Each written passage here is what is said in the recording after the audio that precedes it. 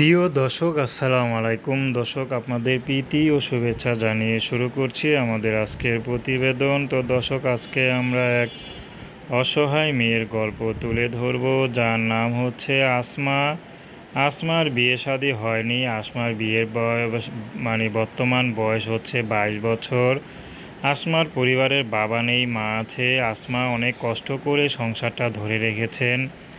আসমা ছোট একটা ভাই আছে আর মা আছে। মা কিছু করে না, আসমাই কাজ করে। তো আগে গার্মেন্টসে চাকরি করতো, বর্তমানে টেলার্সে কাজ করে। তো ভালোই মোটামুটি পয়সা পায়, তাদের হয়ে যায়, কিন্তু তারপরও সংসারে জীবনটা এলোমেলো হয়ে আছে। কারণ আসমা চাচ্ছে আসমার এই জীবনটাকে সুন্দর করে গুছাতে। যদি ভালো একজন মানুষ পায় তাহলে বিয়ে শাদী করবে। তার বয়স যতই বেশি হোক সমস্যা নেই। তো আসমাকে দেখে অনেকে পছন্দ করলো, বিয়ে করতে টাকা চায়। তো আসমা এখন আসছে ইউটিউবে, যদি ভালো একজন মানুষ পায়, সে যদি বিবাহিত হয় সমস্যা নেই, তাকে বিয়ে শাদী করবে। তো আসমার ভাই মাদ্রাসায় পড়ে, মাদ্রাসার খরচ আসমাই চালায়। আসমা সকালে কাজে যায়, আস্তে আস্তে রাত হয়ে যায়। তারপরও আবার নিজেকেও একটু সুন্দর রাখার চেষ্টা করে, কারণ এখনও বিয়ে শাদী হয় নাই, মেয়ে মানুষ, তার মধ্যে আবার গরিব।